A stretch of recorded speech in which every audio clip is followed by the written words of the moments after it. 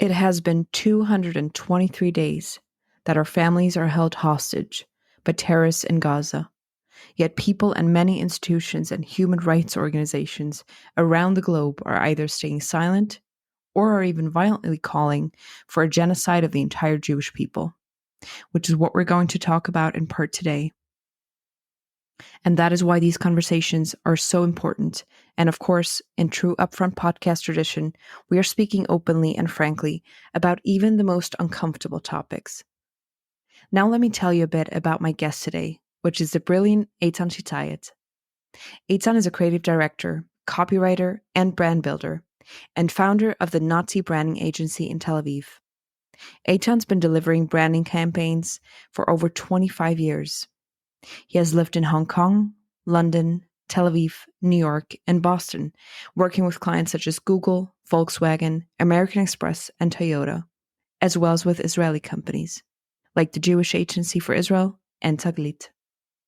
In 2015, he created the viral video, I'm That Jew, which has been viewed over 15 million times on various platforms. He also gave a TED Talk about why he created the piece. He's consistently been an advocate for Israel and the Jewish people, gaining a following on social media. But since October 7th, he has dedicated all of his time to fighting Jew hatred and antisemitism, focusing on building Jewish pride. We are speaking about his advocacy work, how we as a minority need to get better at advocating for ourselves to change the current narrative, how we should be talking to our Jewish kids about how to deal with what's going on, and how to explain the spreading hatred. Eitan and I are also talking about the value and importance of integrity, as we attempt to find a reason behind so much misinformation being spread about Israel, the war, and the Jewish people, with age-old blood libels resurfacing, holocaust inversion and relativization, and other forms of antisemitism, as well as who is leading, driving, and funding the pro-Hamas or anti-Jewish, supposedly pro-Palestinian demonstrations.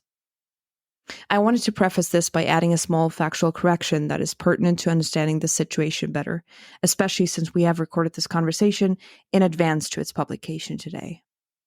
The number of casualties in Gaza reported by the terrorist organization Hamas that Eitan mentions here was actually corrected down by at least 50% by anti-Israel biased United Nations themselves, which is an important fact to know.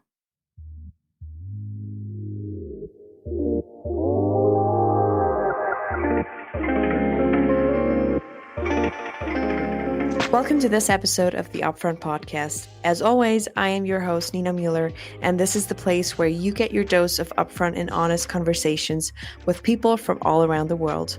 Enjoy the show. I became aware of Eitan as a fierce and very eloquent advocate for Israel, also because of probably the best thing I've ever seen posted on social media, the movie Eitan had created called I'm That Jew, that has recently gone viral. Hi, Eitan. Thank you for finding the time to come onto the Upfront Podcast. Hey, it's my pleasure. Thank you for the kind words. Of course. So please tell me a bit about yourself. That's a big one. I'm a family man. I think that's what I am most of all. I'm happily married with 2 kids, and we live in Israel, in Tel Aviv.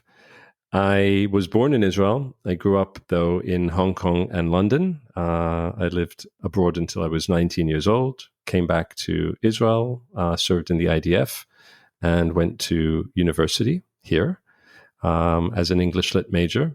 And then I went to the States shortly afterwards, where I did a master's degree at Emerson College in Boston. And then I landed a job at one of the top ad firms at the time, working on the Volkswagen account as a writer. And that's where I first started exercising my creative muscle professionally, it's a muscle that I've always had, but I was there for around 4 years. And that was my school, because it was like an award-winning account with some of the best people in the world working on that account as creative. So I was very, very lucky. And I learned there. That was my school. And then I moved to New York City, where I was a senior copywriter and then a creative director at Ogilvy and Mather and BBDO, New York, where I worked on American Express and DHL and AT&T and Target. And then around 15 years ago, I decided to come back to Israel, and I was the executive creative director of TBWA, which has the Apple account in the States, of the digital agency here. And shortly after that, I just decided to open up my own shop. And I have a branding agency called Natty Branding Agency. It's an international branding agency that's based out of Tel Aviv. And I've always kind of done, well, not always, but in the last 15 years, I've been very passionate about speaking up for, I guess, my people and Israel. Actually, you mentioned I'm That Jew. I actually made I'm That Jew around 10 years ago, and it went viral then, and it's gone viral again. And out of that, all sorts of other things have happened, which I guess we can talk about. But that's me in a nutshell. That's quite an impressive journey. I don't know. You're a very humble person. It's a journey, though. It's definitely a journey. Yeah, but a very interesting one. How are you personally holding up at the moment? I'm okay. It's very difficult to answer that question because on the one side, none of us are okay. All of us have been saying it, and all of us have been saying it within the Jewish community. But compared to what? I'm okay compared to a lot of things. My family is okay. No hostages, no immediate deaths. No one that I know in the first line around me that has been traumatically affected by everything that's been going on in the last 5 months. So on that front, I'm okay. I'm more than okay, and I'm very grateful. Where I'm not okay is the exhaustion, because when your work goes viral, and so far my work has been seen in the last few months by over 40 million people, and it's just me and my wife helping me, it's very intense and it's exhausting. A lot of people are looking at you to lead with narrative. There's a lot of incoming. There's also a lot of hatred. There's the usual death threats. But it's exhaustion. And I'm also trying to run my business, which is, thankfully, we're okay.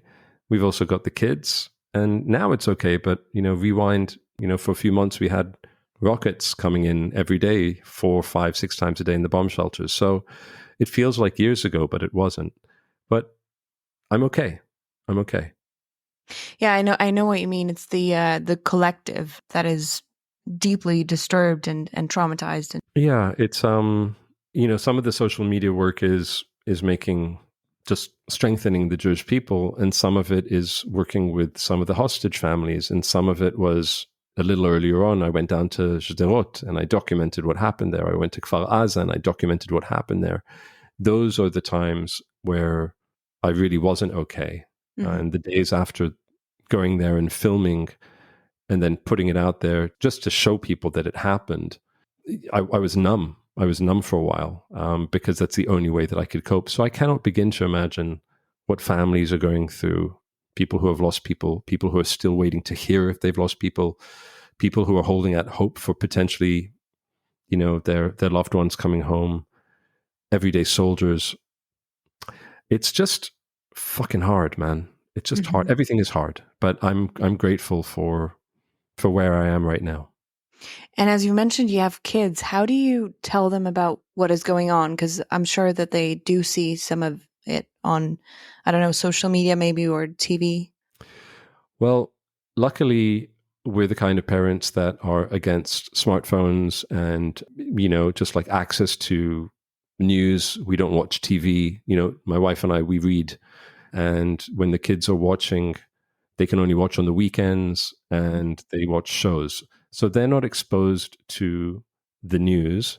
That said, of course, their friends are. Of course, we were running to the bomb shelters. Of course, a lot of their friends had parents, who were serving in the IDF. So they felt it. They're almost 9 and almost 11, both of them. And we talked to them about things, but not about just how evil and just how heinous what's going on is on the other side. So we protected them, but they're getting a little older and they're aware. Of course, they know what's going on, but just not the sordid, awful, horrible, horrible, horrible details. I'm not sure whether kids in Israel, especially in the South, are usually given a talking to and being explained about what is happening while missiles are raining down on families' houses, why they're being attacked, or like certain things are implemented in terms of security in Israel, like throughout the country, to prevent terrorist attacks and so on. How do you explain to your kids about what is happening, like even before October 7th, when there were, terrorist attacks, even in Tel Aviv, missiles, wars going on? How do you explain that to kids?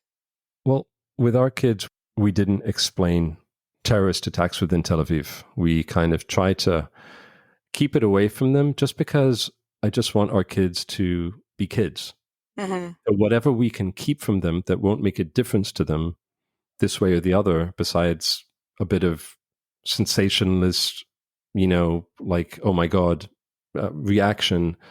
Why? So I try not to do that. But when missiles are raining down on you, or rockets, I should say, then we do explain. And we explain in very simple terms, but in very honest terms, that there are people around us that don't like us very much. When they say why, we say because part of those people are misguided, filled with hatred, and unfortunately, they influence a lot of other people who also hate or who believe them and support what they're doing. And that the world is divided into people who have certain values and other values. And we're of the belief that we should just be straight with our kids. But some kids, my kids, I feel are too young to know certain things. And Israelis might, bona fide Israelis who have lived here all their lives might have a different approach. But I don't believe in exposing kids to awful things if you have the choice. If it's going to help them, you should. But if it's not going to help them, then why? Let them be children. And it's very hard to do that in Israel. But honestly, our kids have been great. I was in Germany when October 7th happened, and I was struggling to come back home because as you're abroad, you know that when you heard about what was going on October 7th, it kind of like felt that it was almost like the end of Israel. It really was not the standard skirmishes that we have. Anyway, I got back after 3 days, which was very, very difficult to be away from my family and from Israel. And I remember just saying to them, look, I'm a very present dad, and they know it. And my friends know it. My wife knows it. I'm very, very present. But I told them, your dad's going to have to do a lot of work now, and you're not going to be seeing me as much. And these are the reasons why. And they're very aware of what I'm doing. They actually see what I'm doing. They see me creating all the stuff that I'm creating, and I expose them to some of it so that they can feel a part of the fun stuff, meaning the Jewish banners. What color should I use? What do you think about this picture? What do you think about this animation? So the kids are aware, but I miss them. I miss them. The last 5 months, I have not been as present as I usually am. But they've been great. I was just going to ask, how do you deal with being a father living in Israel with your family? And, do you even find time next to your agency and being an activist and a husband? Do you find time for yourself, or No. at the moment you just don't? At the moment, for the last 5 months, every day is frenetic. So when your work goes viral to the extent that mine has, and I'm not an influencer, I'm in my early 50s, I got a family. I have a following. I built up a following over the last 15 years due to all sorts of things that I've done that went viral. So within my community, which has traditionally been Facebook, I really built a community there. And so I would share things, and it wasn't just Jewish stuff. It was all sorts of things. And when I put myself on camera, it was limited to this audience, and here and there a little bit on Instagram and Twitter and what have you. But from October the 7th, I realized, okay, we have a real war on our hands on the communications front, and you have to get out there. And so I started exposing myself on different platforms, and it's very, very, very intense. Like, even though I have a branding agency, the work I do for my clients, I don't use the same people typically for what I'm doing. It's me, and I'm getting help where I can. So it's a lot of work. It's very intense. There's the family, there's the business. And there's a bit of an obsession also, frankly, with something happens and you want to try and help people understand what's going on. So you want to put stuff out there, because what's happened with Jewish advocacy for a lot of people is people are struggling to find out what's going on because they know that they can't trust the news, or everyone has a different angle. And I think that what I've always tried to do is, I'm not Israeli, I'm not English, I'm not American, and I'm not far left, I'm not far right, I'm not a kid that's trying to become famous, I'm not a wannabe influencer. And I think that your track record shows integrity. And to me, that's the most important thing. So I try and be responsible with what I'm putting out there. And that means that you have to kind of like be on all the time.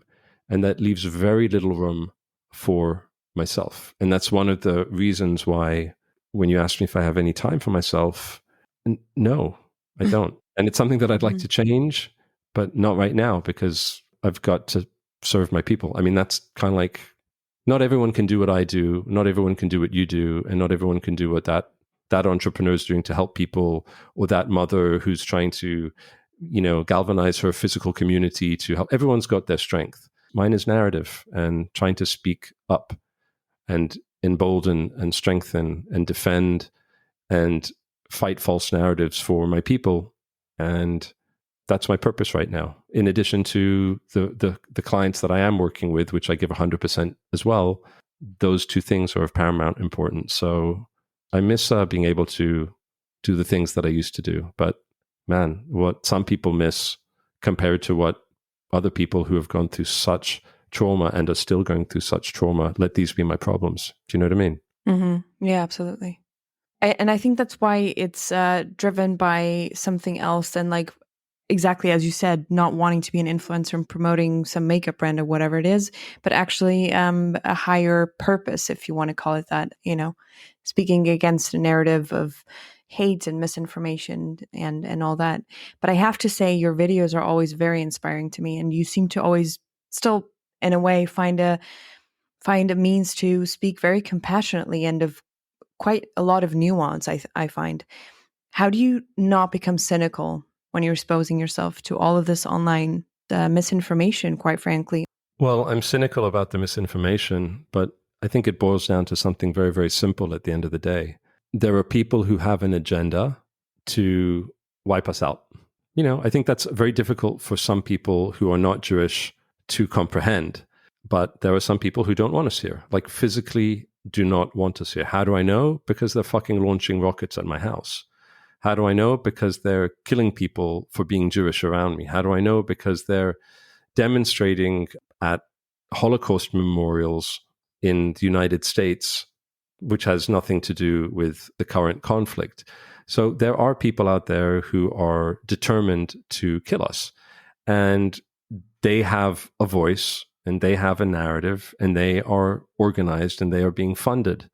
And what they do is they target their communities, some of whom get on board with their agenda, and some of whom are influenced by their agenda. And they're influenced because this organized movement is, well, exactly that. They're organized. And they have been for the last 20, 30 years, while we as a people have not been on our side. So to me, it's hard to be cynical, because to me, that's the truth. It's what's happening and it's clear as day. So as long as I know that, then it kind of like keeps me straight. Do you know what I mean? It keeps me kind of like on the path of, well, this is true. And I see it coming out when I speak to my friends abroad who are not Jewish, who are questioning everything that we're doing as Israelis. They're questioning the Jewish people.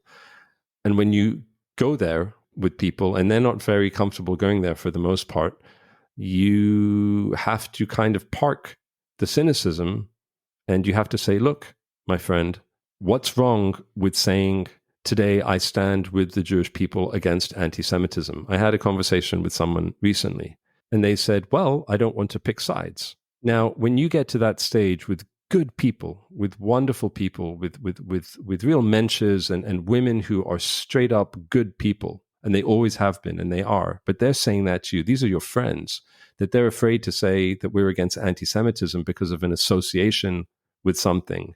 Then it's tempting to bark at them, but I think you have to explain to them. And it takes a lot of time and energy and patience, and I think compassion and empathy. And sometimes I lose it a little bit. But sometimes I find myself making a little bit of a difference, just a little bit of a difference. And it's exhausting. But look, we're 16 million people, and there are 1.6 billion Muslims. That is the base of the people who are trying to poison the minds of those 1.6 billion. That's the base that we're up against, and they've been at it for a long time. So I don't have time to be cynical. I just want to get shit done. I just want to strengthen people and represent us. And also where I don't know something, say, I don't know. I don't know if that's true. Maybe we did do something wrong. I think that that's what I'm trying to do all the time. But I'm not objective. I mean, I certainly have an agenda, but I think it's the right agenda. It's the agenda of truth. And that doesn't mean to say that people on the other side are not suffering. They are. But there's truth, and there's responsibility, and then there's false narratives and irresponsibility. So I'm with the former, truth and responsibility. So as a professional branding expert, what is your take on, you just said, convincing other Muslims of their, I don't know if you can call it a cause, but of their narrative and their, portrayal of the mean Jews or whatever they're saying. How do you think they were able to even, because I think not only the Muslim population on a global scale is at risk of falling to the, sorry to say this, to the wrong side of the spectrum and actually just being hateful instead of looking at the whole situation. And why are you sorry to say it? Don't be sorry. I think that's a little bit of fear. You shouldn't be sorry to say what's true. It's just sad, though. I think maybe that's what you meant. It's sad. Yeah, it's true. It is sad. Sorry, go ahead. Yeah, no, that was a very good take on that. A very good comment, I think. But I think it's not only Muslims being possibly the victim of, misinformation and all that, but it's also people who are still silent, like Christians or atheists or whoever else, really. And I'm just wondering, do you have any idea, or do you have a concept of how they were able to turn, all these people marching and protesting for women life freedom, for the people of Iran, to now switch sides to, or is it maybe not the same people, to now go on the other side of the spectrum and support a proxy of Iran, Hamas? Do you have any understanding of how this could possibly have happened? Yeah, I think it's clear as day to me. They don't see proxy of Iran. What they see are people who are saying that Israel is an oppressive state. Israel is an apartheid state. Israel is a genocidal state. Israel is filled with baby killers and they just bomb indiscriminately. And Israel is a colonizer. When you say that for 20 or 30 years, and this is the genius of the marketing of the Palestinian cause. It's not all the Palestinians, but yeah, it's most of them, and it's because it's come from a certain place. What they did was they doubled down on a message. And as a branding expert, you said, so when you deliver a brand, you have to know who you are, what's different about you, and who is your audience. So they know who they are. They're Palestinians, and they feel that the land has been stolen, which is not true, but that's what they think. That's what they've been taught for generations. And the lie continues because, as we both know, this has always been our ancestral homeland. It's documented in the most popular book of all time, the Bible, the Torah. It's even in the Quran, and it's fact. So we know that it's a lie, but that is kind of their position. We are the Palestinians, and our land was stolen, and we want it back. That's one thing. The second thing is, how are we different? Well, we're victims. It's a very, very, very consistent narrative of victimhood. And I think that's what's different about their quote unquote brand. You have lots of victims in the world. You have people who are suffering much more than the Palestinians. Look at, well, I don't need to tell you, in China and in Russia, there's certain populations, the Uyghurs, that they're like, look at the Syrians and what happened to them, with 500,000 dead. They're people who are suffering tremendously, but you don't hear them. So they figured out what to say that is unique, and they have an audience. So who's their audience? They decided that their audience would be minorities. And in the West, Black Americans, the gay community, and any culture like in the States where you have a history of colonization, or in Europe, you have a history of colonization, you have a history of real genocide, you have a history of real repression. The culture today of young people is, well, we're against that. We're against oppression, period. So if you paint a story for 20 or 30 years, even if it's a lie, that you are oppressing a people and that you are an oppressor, then when the shit hits the fan, as it did on October the 7th, you had people celebrating what was happening to us, the Israelis, on October the 7th. And they were celebrating, well, the Palestinians were celebrating, many of them, but the comrades were celebrating because they believed that this was an oppressed people fighting an oppressor, and oppression is wrong. So this woke culture, this super progressive left, it's very, very scary to think that Queers for Palestine, and we've used this example many times before in our narrative, actually support the Palestinians. They wouldn't last a day. Mm-hmm. How does that make sense? It makes sense because, well, that's said, you're still an oppressor, Israel, so we're against you. And the crazy thing is, we're not oppressing, and it's much more complicated than that. So to me, it makes sense. It's just a great, great marketing campaign. It's a brainwashing campaign, and they have been organized, on message, funded, and everyone feels sorry for a victim. You know, Israel today is not perceived as the victim. Mm-hmm. We're perceived as the Goliath, and they're perceived as the David.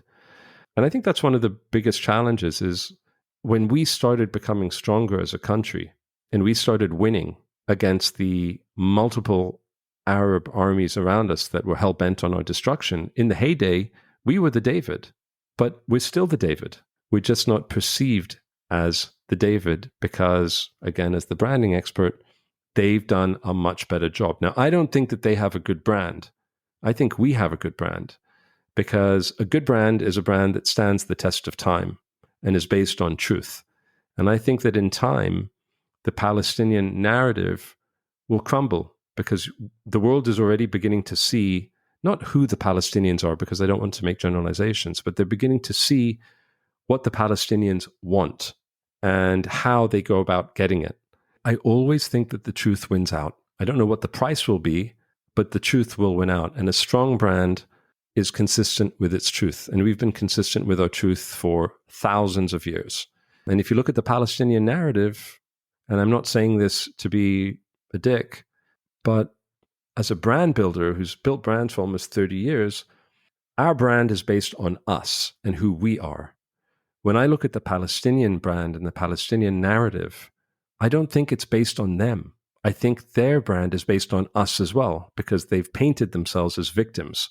So you don't want to build your brand based on your competition or someone else. You need to build your brand based on your qualities, your aspirations, what you bring to the table. And honestly, I think that the Palestinians could bring a lot to the table and could have an incredible brand. But right now, they're known for being victims. They're known for being martyrs. They're known for supporting radical Islam, 75 to 85% in the West Bank and Gaza, before and after the war. This is their brand.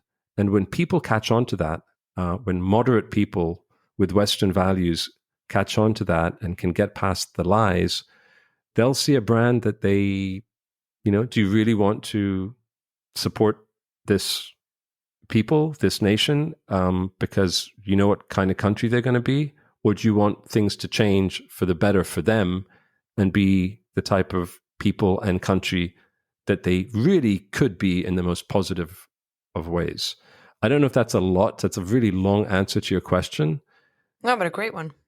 But yeah, branding is perception. And a strong brand is the one where the perception of who you are and the truth of who you are aligned. There's no gaps. That's a really strong brand. A bad brand is when you are not who you really are and there's a discrepancy. I think that that's important to know. But surprisingly, still, when, this term comes into play, Pallywood, all of these, sometimes even like AI created images of children suffering in Gaza, which there are, but, they use that or exaggerate it, or they use actors. I find it fascinating that it's still, because it fits their narrative, they just look beyond six fingers and still feel like they're the supposed underdog, and that's what they have to support. Well, I think it's because they're scared. Mm. I think they feel that they need to support it because they're full of fear. I'll give you an example of something that happened to me the other day. Mm-hmm. I've been an advocate, not just for the Jewish people, but for all sorts of things. And one of them is my celebrating women. I grew up with a sister. A lot of my friends are women. I've worked with a lot of incredible women in my life, and I just admire and respect. I think the world should be run by women. I think we'd all be better off. But so I created a film with a friend that went viral, and it was my friend's who's a guy. It was a love letter to women, that we respect and admire and look up to women. And it was a 9-minute piece, and it went viral. And I put a lot of women in there with him, including some women that I know who are very prominent figures in my industry. And so few of the women in my film, you have to see it's called She's That Woman. If you go to she'sthatwoman.com, you can see the film there. But so many of these women haven't spoken up. Now, a lot of these women are known for speaking up for the past decade or two for women in the workplace, against misogyny, against sexual violence, equality in wages, things that are important, but things that are fucking nothing compared to mass rape. Okay. Mm-hmm.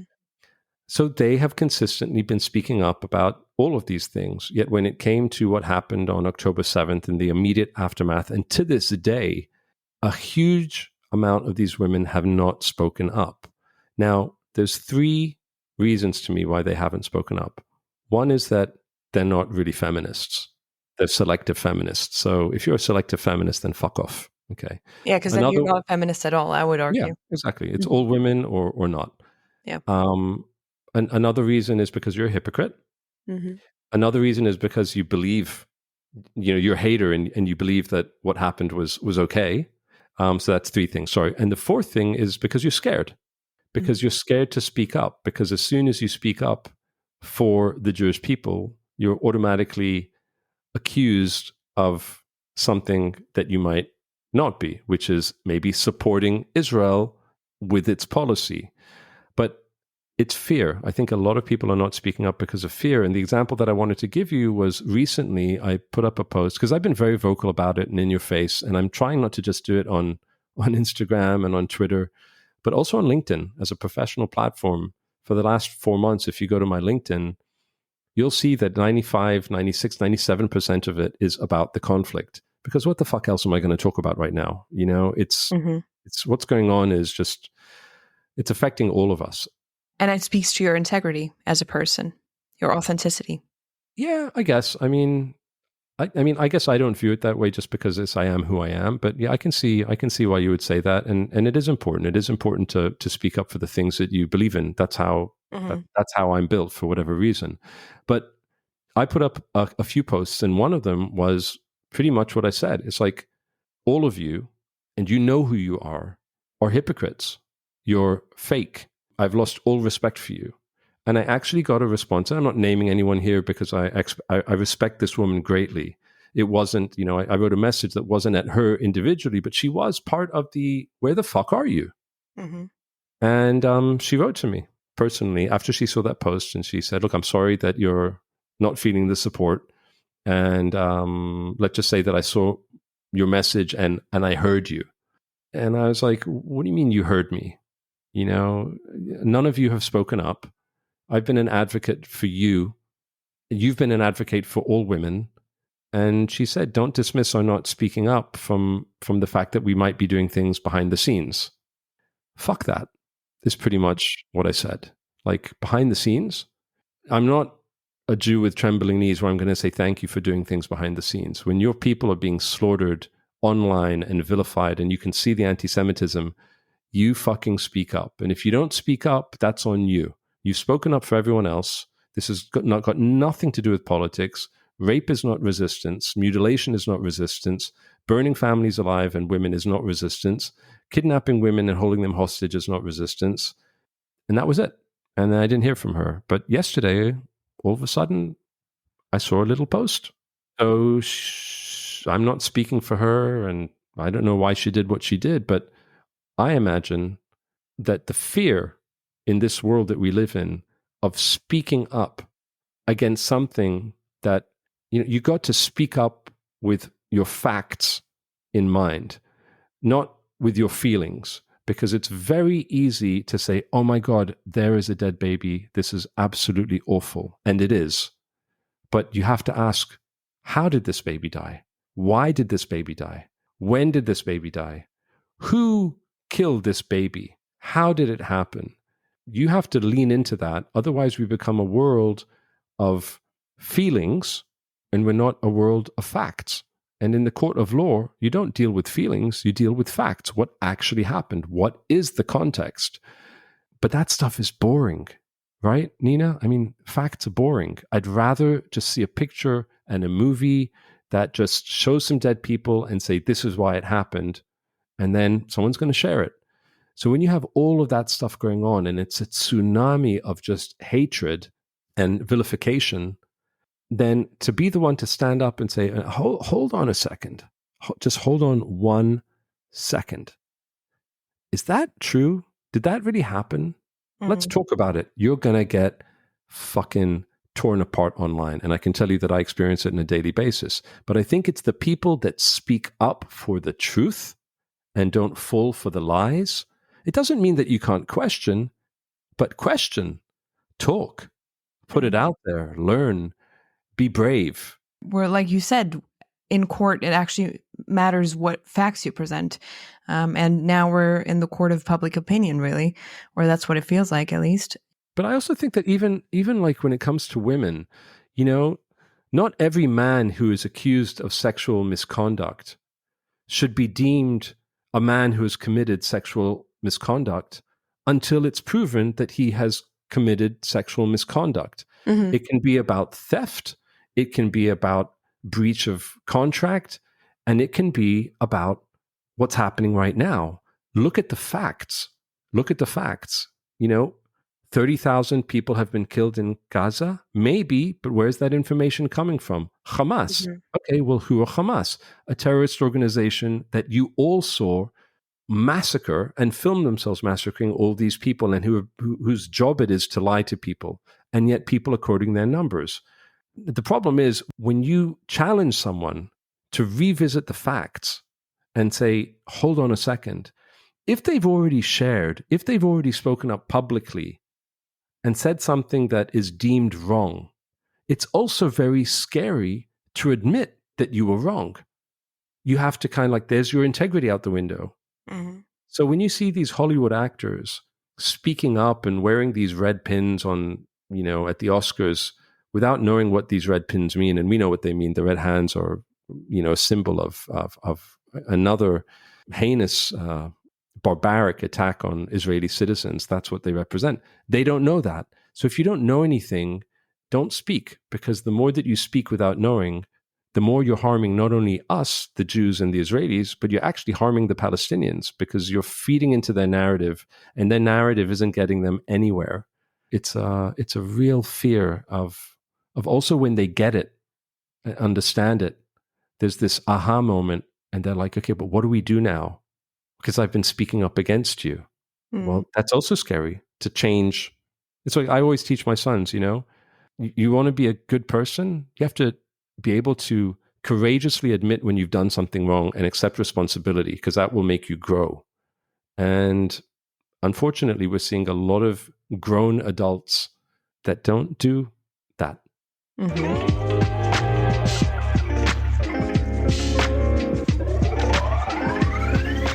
Yeah, it actually reminds me a bit of, and maybe this is a bit of a far reach, but it reminds me a bit of COVID, when people were very against the vaccine and then suddenly they got vaccinated sort of in secret, but at least they didn't have to admit publicly that they have changed their mind, which would speak to their personal growth and more information, evolution, whatever you want to call it. But yeah, we as the Jewish people, we have, as you've sort of alluded to, a sort of a branding problem, because a lot of Yeah, a sort lot of. of what the Palestinians, if we can generalize it like that, what they publish or their supporters publish is it evokes emotion.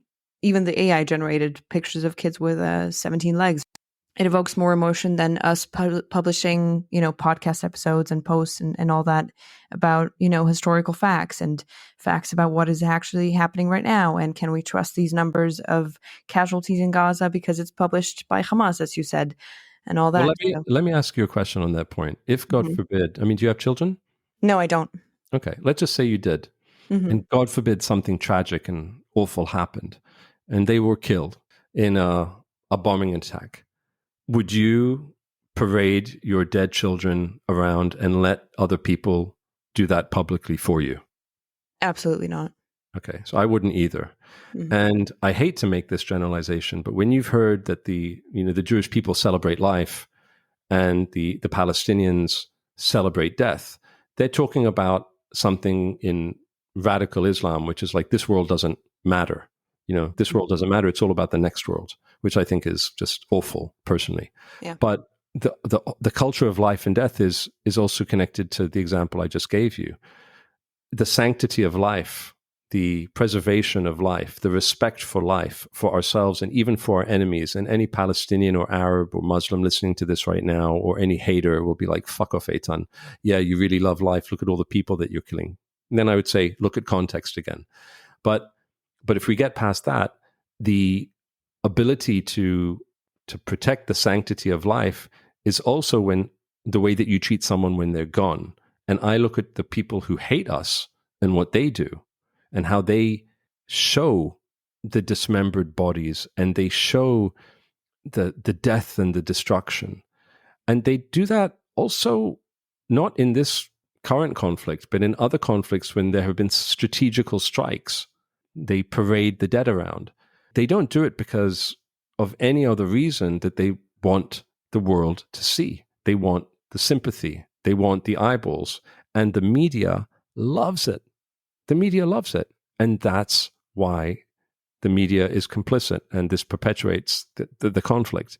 I think that preservation of life and to hold that dear is something that should also happen when you die, which is why even after October 7th and the world saw the awful footage that Hamas themselves filmed, so much of it was censored and not released to the public because of that sanctity of life. And I wonder sometimes if we did the same thing that our neighbors did, would that make a difference? But I think that we just can't bring ourselves to do that because it's in our DNA not to. It just goes against everything. It doesn't mean that we won't one day. We might have to, Hmm. but I think I think in many ways it's a media tactic that is being organized and led by people at the top. It's awful. I'm actually just wondering whether social media and what we see, the hate, the misinformation, ignorance, and all the lovely stuff that goes on with that, whether this is actually representative of what society would say about what is happening and what their stance on Israel and the Jewish people and everything is. Like if it's accurate, like Yeah, if that if many that, people hate us, or yeah, or whether that's an exaggeration. And in the case with the journalist Khashoggi, or however that is pronounced, where they discovered in The Dissident, I think that's what the movie was called. They discovered that the Saudi Arabian house actually sort of created 3 false profiles for every one profile that was, created in terms of supporting free press and all that. So it might not be representative of what society actually thinks. well, I think you're right. Well, first of all, firsthand experience, I can tell you that I've received a lot of hate, and a large portion of that are bots. But these bots are coming from somewhere, Hmm. and to have the effect and the impact that they're having, it's like I said before, it's meticulously organized and it's funded, and there is an agenda. There is an absolute agenda. So it's real. A lot of it isn't real, but it's coming from somewhere real. It's coming from people who have an agenda. Now, you can talk about the Iranian regime, you can talk about China, you can talk about, all sorts of different parties. But I think that a lot of the stuff that you see online isn't real in terms of a lot of these people who are hating are not really people. But I think that they influence, and that's the whole idea. When you see a million comments on, long live Israel, and those comments are all hateful, then it creates the perception that Israel should not be liked because you want to follow the crowd, right? There's, unfortunately, people don't speak up and say, hold on, why? Why hate Israel? But to me, it's facts on the ground that matter. And the facts on the ground are, to repeat what so many of us have been repeating over the past, I know how many years, we left Gaza in 2005. Hamas came to power in 2007. Since 2007, even though they've received billions of dollars, and even though they have had their own autonomy, and yes, of course, we control a huge part of the sea and the borders, because look at the fucking crazies over there and look at what they did. Who wouldn't control airspace? And, of course you have to. But also, as someone who was in control of that land, you could have also done different things. And if you had done different things, then maybe there would have been progress. But the facts on the ground are that they didn't do it. The facts on the ground are that the Palestinians did vote Hamas in. The facts on the ground are that a certain huge percentage of people support Hamas. The facts are what are important, not anything else. And I think that when we're talking about how much of it is real, maybe some of the online hate is not real, but it creates the perception that we're the bad guys. And then it has an effect in reality that strengthens people who are too scared to say anything because, well, I'm just going to say what everyone else is saying because otherwise I'm an outcast. The whole cancel culture thing. Mm-hmm. So I think a lot of it is not real, but the stuff that isn't real has a profound effect on reality. And also that what is really happening on the ground, you can see it. Because when you go to the bottom line, how many ceasefires has Hamas rejected? How many times has it refused to, the facts on the ground, not like, smoke signals and just kind of like, just deflections, bottom line, what's going on bottom line? And I wish that people would speak more to the bottom line based on facts and not based on emotion and not based on what's appropriate and convenient to say to protect the integrity of your character in a woke world or in a progressive world. Jordan Peterson, I know a lot of people don't like him. I happen to like a lot of what he says, but there's one quote that and I've said it before on a podcast, but I don't mind saying it again. It's like one of my favorite quotes of his is when he says, you want to have an adventurous life? You want to have a life that isn't easy? Tell the truth. Boy, will you have an adventure. And that's so true. But wouldn't the world be better if everyone really spoke the truth? At least 100%. We would know. Yeah, at least we'd know where we all stand. And unfortunately, there's so many people who are listening to the lies, accepting them as truth, and that's why we're living in an upside down world. But is our effort, and from a branding perspective, our effort of publishing podcasts, social media posts, and all that we're doing as a Jewish people, and a lot of people have started to speak out, are they ever going to be enough, do you think, to counter all the misinformation and all these like anti-Semitic tropes and rhetorics and all that? I don't think so. I don't think it's ever going to be enough. But I think that, first of all, the Jewish people as a community need to get organized. And our biggest failure, besides what happened on October 7th itself, the breaching of the borders, the fact that our armed forces were not there, the fact that it took so long for our army to respond, the fact that the intelligence services failed, the military failed, and the government failed. Apart from that, which is huge, one of the biggest catastrophes to me, and I've been saying it for many, many years, is the failure of Jewish leadership to get behind narrative, and to invest in narrative. I can tell you that I've been looking for funding for many years for the work that I do. When you are successful with your narrative and you reach millions of people and you strengthen millions of people over the course of many, many years, then lean into narrative, because it has a profound impact on people, and that they need narrative. And if you look what the Palestinians did, narrative, narrative, narrative, narrative, narrative, narrative, narrative, all the time narrative. And what did we do? Oh yeah, Startup Nation. Yeah, we've got the IDF. We Jews are amazing. We're so accomplished. And we are. But that's not narrative. Narrative to me is, what are your values? What do you stand for? Who are you really? What have you done? And to celebrate that consistently all the time.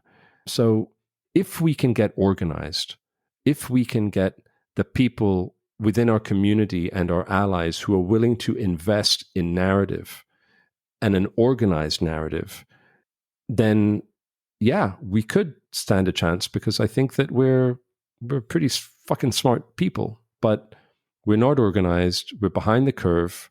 We're not funded.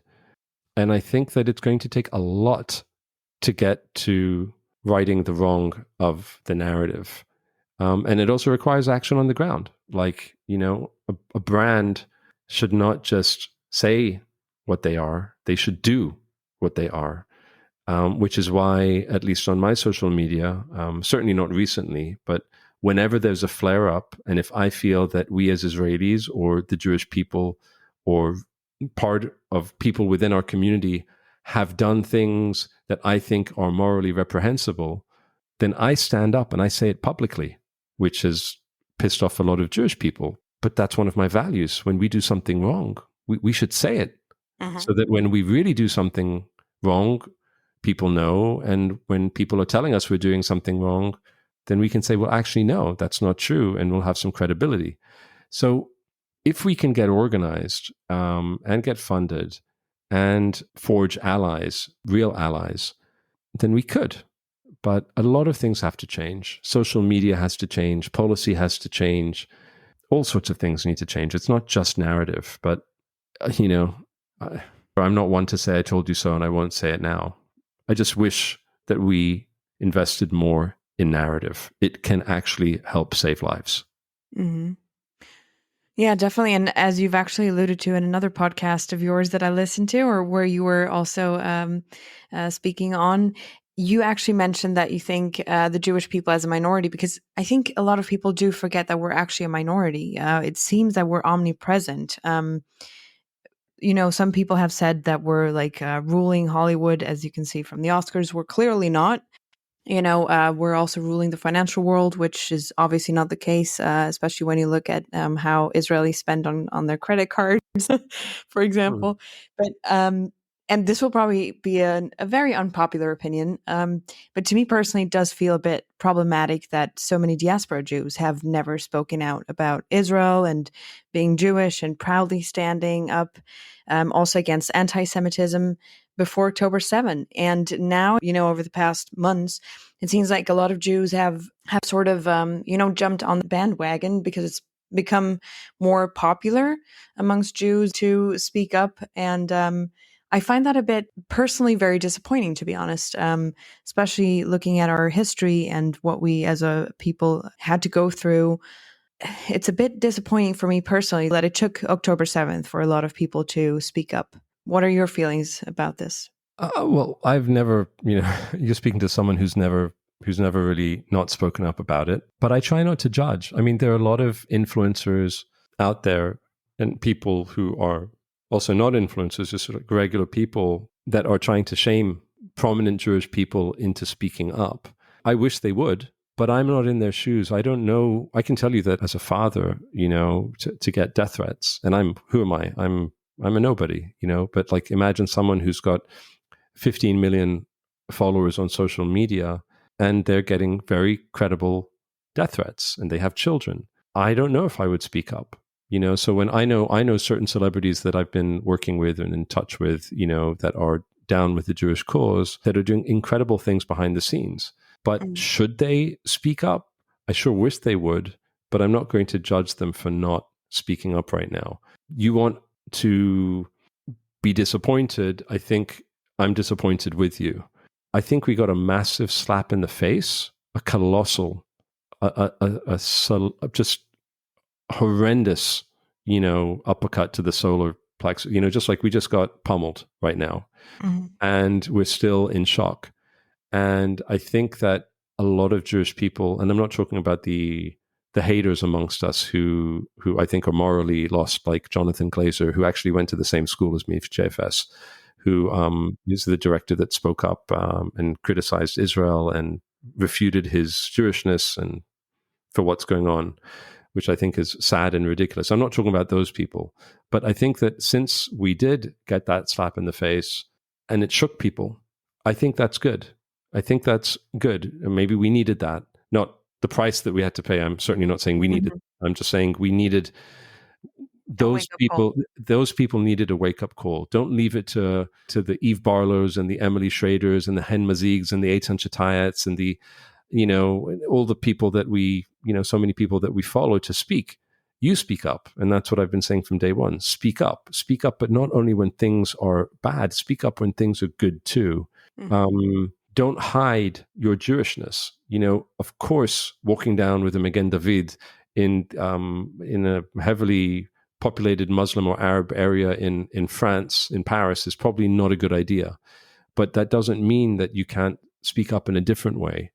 I'm trying not to generalize and hate on people, because the story that I just told you of a non-Jewish person, all of a sudden, out of the blue, she posted something. Now that post, I haven't spoken to her about it. I don't know where it came from. I don't know why she did it. It was shortly after what I said, and maybe our exchange, maybe that had something to do with it.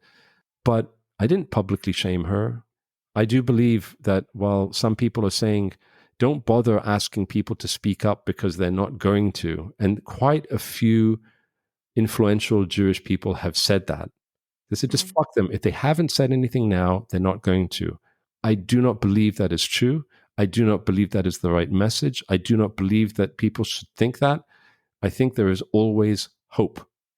And don't give up on people unless they're a hater. The haters are not going to speak up, and we're not talking about them. But the people in the middle ground, yes, you should speak up. Yes, the Jewish people who have never spoken up, give them a pat on the back and say, finally, good, onwards, let's go. Speak up some more now. I understand the disappointment, and I'm disappointed too, but it's hard to judge someone when they're scared. Even when you're doing what you think they should be doing and you're not scared. It does mean that they aren't. Yeah. And I know that's very compassionate and empathetic and nice guy stuff. And but I'm speaking from a strategic perspective as well. It's also like, why put them down? Just speak to them, convince them. You have to. But a lot of people would disagree with me, and maybe like on a different day, I'd be disagreeing with myself. But right now, that's what I'm feeling very strongly.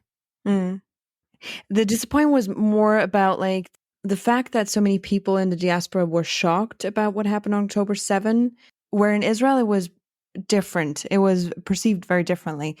And it shook people so much to the core, which is understandable, of course, that for a lot of them that I have personally spoken to, it has actually led them into sort of an identity crisis, which I find from a compassionate point of view, I understand to a certain degree.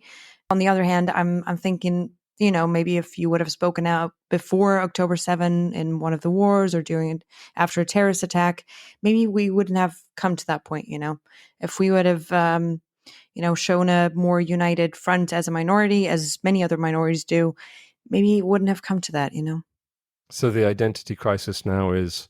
Because a lot of Jews in the diaspora that have only ever lived in the diaspora specifically, I think a lot of them, what they tell me is that they almost try to assimilate to a society, to a nation that is not or only partially inherently theirs or that they're part of. And now they realize they're not seen as that. They're still the outsider.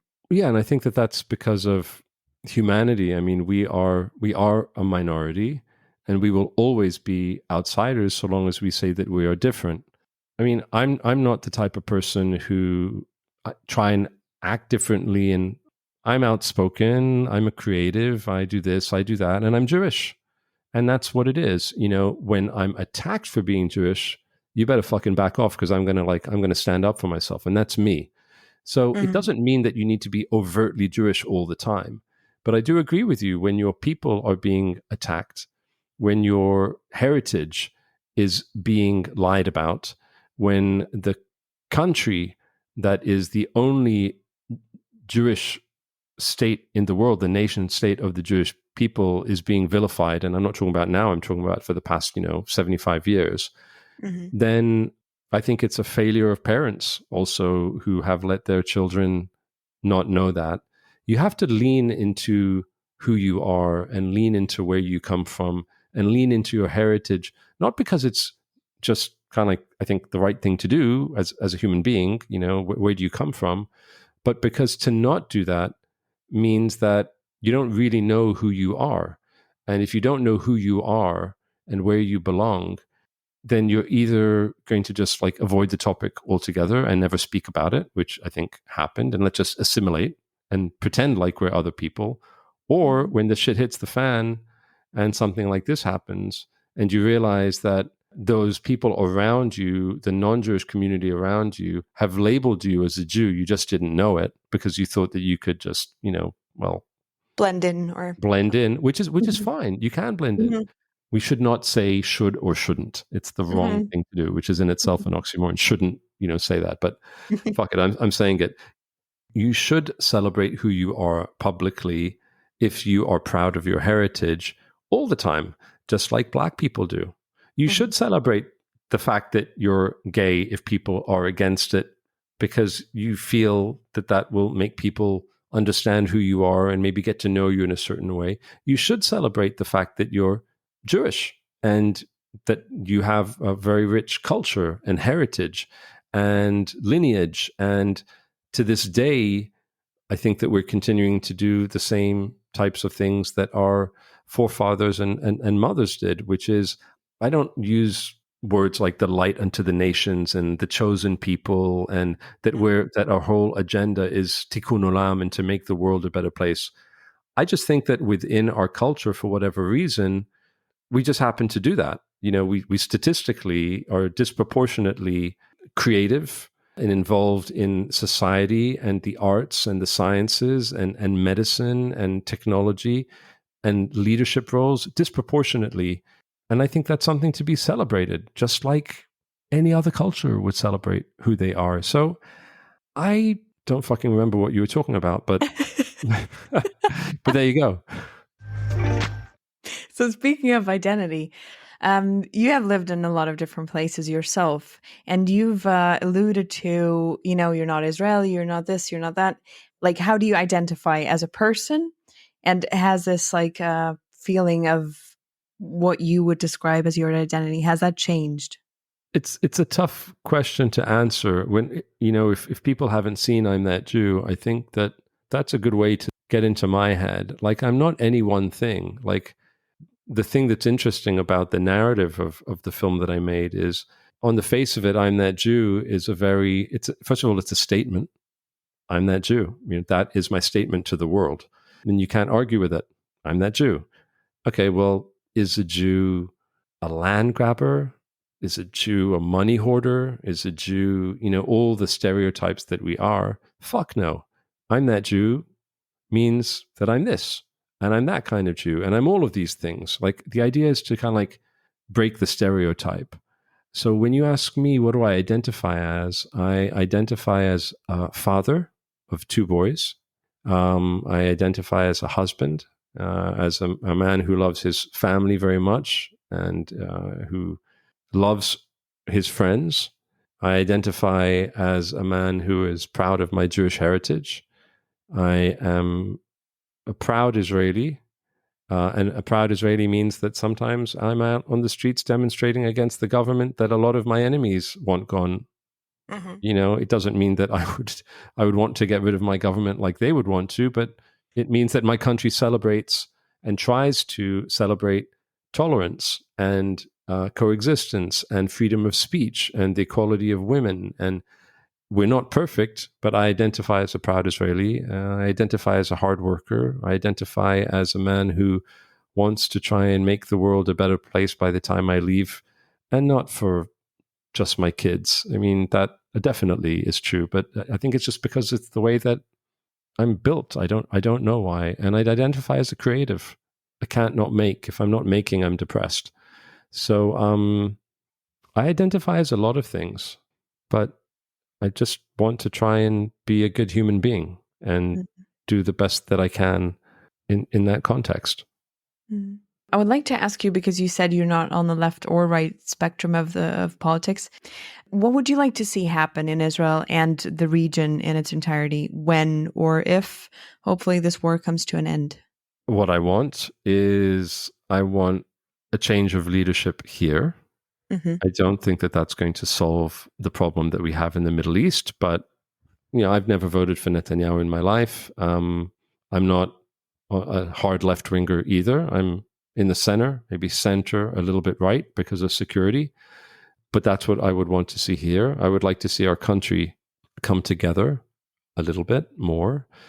I would like to see our neighbors, our immediate neighbors, the Palestinians, and our surrounding neighbors around us embrace tolerance and change from indoctrinized hatred towards the Jewish people and anyone who is not Muslim. I'm talking about radicals, of course, radicals who believe this, to change their ways. And I don't think it's going to happen unless it comes from within. I don't think that's something that you can force. And I think that's the saddest thing about where we are in the Middle East. Some countries are embracing a change. You look at the United Arab Emirates, you look at people that understand that they need to move with the times and let go of the tribalism. And we have tribalism too within the Jewish people. We have a hard right as well, which I'm not supportive of at all. That said, after October 7th, a lot of people are saying, see, they understood, they knew, and they have a point. But that doesn't mean that I embrace their entire ideology. I don't. So I'd like to see hatred and intolerance end with our neighbors, because I think that even if we eradicated intolerance and hatred within a certain portion of our population, which exists, it's still a drop in the ocean. It doesn't represent the majority. And the many that it does represent, this hatred, isn't really hatred. It's a fear of being eliminated. And that's why it's based on security. It's not like in the States where you have Trump and you have Biden, or you have Trump and you had Obama, or Trump and whoever on the left. There's no fear. There's no existential threat. So the people on our side, it is existential. Although a lot of it is fueled by a fear of being, another Holocaust.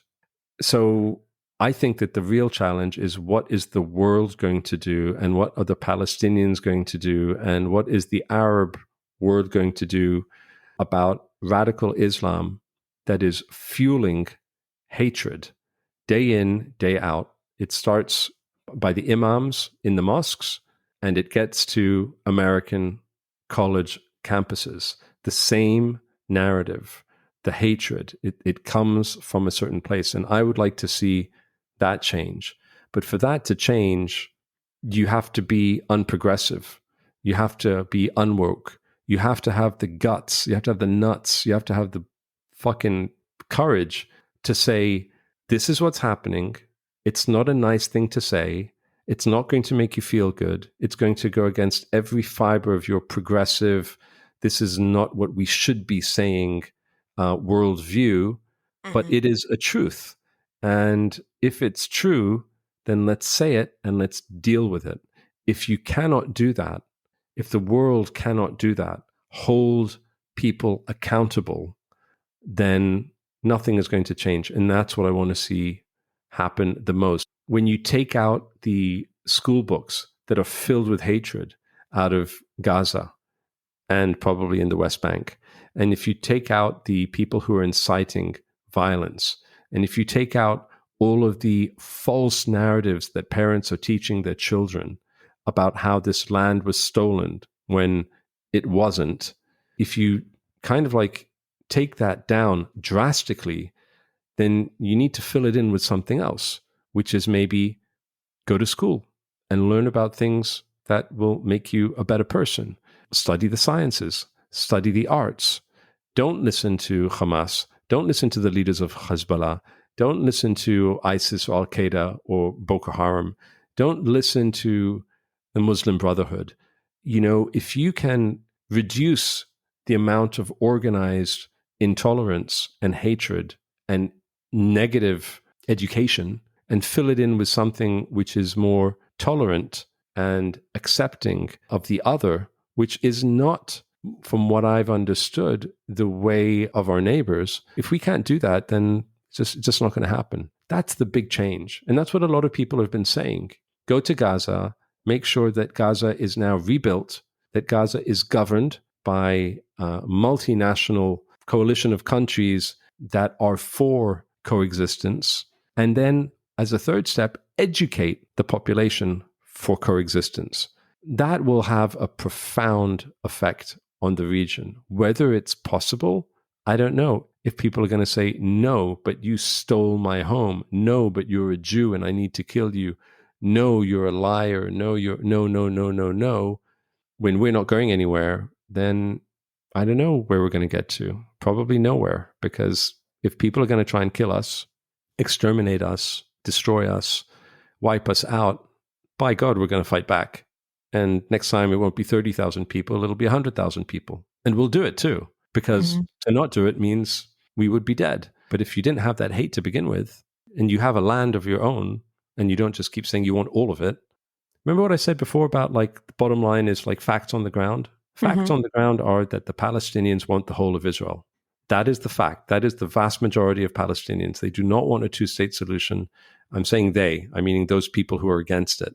They do not want a two-state solution, and it is a majority. And they think it's their land. And unfortunately, they could have had it in 1948. They could have had it. Yeah, it would be interesting to see what that would have been like, but I guess we'll never know. Actually makes me think a lot about, the aftermath of Nazi Germany and how they have turned around this narrative of being all about hating Jews and having to, do everything that they did. Yeah, I mean, you're right. They paid a price. It's called accountability, and I teach it to my kids. If I tell you, do not play on the computer or watch a show, but no Minecraft today, and I walk in and they're playing Minecraft, there will be consequences. You need to be held accountable. You need to learn what that is, because, you live in a society, and I don't want you to leave the house as an older person and not understand what consequences are, because you will suffer for it, because society will punish you for it. And I'm always brought back to this as well, the exact example that you gave. Japan suffered consequences. It's going to be 1 million people dead. That's what America calculated, or we're going to kill around 100,000 people. So they killed 100,000 people with atomic bombs, or 70,000. I believe that's the correct number, but I might be wrong. Japan, it took decades, but I think Japan learned a lesson, a very painful lesson and an awful lesson. It's the same thing with Germany. Germany fucked up Europe. Germany was fucking destroyed, obliterated. There's Dresden and there's lots of other places that were destroyed. And they had their cities divided, and they suffered for it. They paid the price. And I think they taught their own people what they did to invite that response, to invite the price that they paid. And it's called accountability. And I do not believe, and this is again going to be, I'll be poo-pooed, but I do not believe that the Palestinians have been helped by the world, because they're not held accountable to the bad things that they do. We are held accountable, and we do bad things, and when we do, we are held accountable. But the Palestinians as a people, as a nation, are not being held accountable. If you would want your country to be born out of the blood of martyrs and of suicide bombers, goody for you, never for me. I would rather have a country that was built on other things, on other values.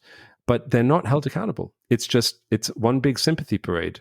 And I'm not being callous and cold when I say that, because my heart bleeds for every single innocent Palestinian and every child who is completely blameless in this conflict. But why is Israel being held accountable and not Hamas?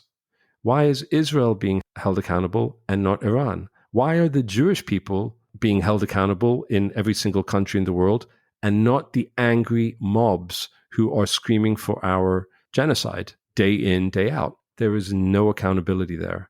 So the example that you used of Germany is a great one. When you are held accountable for things that you have done based on fact and truth and not based on fabrications, then you can get somewhere. But until the Palestinian leadership and people are not held accountable for actions that they have committed for the past X number of years, and the world keeps on letting them get away with it, then nothing's going to happen. And unfortunately, I'll just finish this particular statement with this, is that's a very difficult thing to say in this world, because what I just said, the immediate response is, but you're killing people, but you're dropping bombs on people, but you're committing a genocide. And I'm like, hold on, let's break it down. No, I don't want to break it down. This is what you're doing. I can see. No, it's not like that. Do the work. Go deeper. Stop being so fucking lazy, you know? And I think that if we don't get that from the world, and we don't get that from the Palestinians, and we don't get that from the people, the so-called Arab brothers who have really done nothing for the Palestinians, if we don't get that from them, then they are never going to be held accountable. And this will just continue and continue and continue to the detriment of their own people. Being held accountable sometimes is like waking up one morning and saying, okay, I lost the war and I made some mistakes. And now what am I going to do about that? So far, they're still trying to fight back. They might succeed one day. They might end up taking Israel. Who knows? But there'll be a lot of dead Jews before that happens. And it's also interesting that you said that Israel is held accountable. But I think in reality, it's actually much more held to a different standard than any other sovereign nation would ever be. Like Ukraine, for example. Nobody batted an eye when they defended themselves. Obviously, of course, as humans of a sound moral compass, you know. Yeah, but think about what Putin is. Putin is a known, branded dictator who rules with an iron fist. And he's the enemy in the Western world. That's his brand. And Ukraine wasn't. You look at us, when the war started, I mean, there's always something going on over here. The narrative is that Israel is the Goliath. And I think a lot of that is because people are confused, and the propaganda war of the Palestinians and the Arab nations that supported them, and also Iran, they have bought into propaganda. Look, the Nazis came to power via leadership and vision, brute force, but also narrative. Again, they fooled people. They promised them things that were not true, and Germany suffered for it. And I think that in the context of what we're up against, this is not just our fight. This is global. This is not restricted to Nazi Germany, one country that invaded Poland and then invaded this country and that country and another country. This is global. You have jihadists in the States. You have them all over Europe. You have them in Australia. You have them in China. It's everywhere, but you're kind of not allowed to say it. You know, it's because then that's Islamophobia, but it isn't. It's radical Islamophobia, and it shouldn't be. We should call out the radicals. So it's held to a double standard because we are already from the get-go perceived by so many people as the bad guys. And when you have so many people saying that you're the bad guys, then the perception is that you're really the bad guys, you know? Yeah, it must be true. It must be true. And to not say it is, well, we're going to cancel you. You support baby killing. I don't support baby killing. You know, people write to me and they say, you're a baby killer. I don't support baby killing. I don't support genocide. There is no genocide. I do support this war. And in this war, women and children will die because it's a war. But I'm not just going to fucking sit down and let people kill me and throw rockets at me and have suicide bombers in my cities and people knifing me because, you know, what about that stuff? So it is a double standard. And again, I think that we internally have done a piss poor job of countering the narrative by having our own narrative, which brings us back to what I do and why I think it's so important, and why I think that it's so important that everyone speaks up. No fear. You know, besides walking into a mob of haters, you're Jewish. And if you're suffering, tell your friend who isn't Jewish that you're suffering and you're having a hard day. Not on social media. Pick up the fucking phone and tell them that it's hard, that you feel lonely, that you feel that there's an elephant in the room that you can't talk about because they feel uncomfortable bringing it up, because then they'll be considered sympathizing with Israel or some bullshit like that. Speak up. Thank you so much for doing this, Eitan. I really appreciate it. And this was very enlightening. It's my pleasure, Nina. It was really nice. Thank you. Thank you so much for everything you're doing. Thank you, ma'am. Thanks for listening to this episode of the Upfront Podcast. If you haven't already, give us a follow and join in the conversation on Instagram and Facebook at the Upfront Podcast. Take care and see you next time.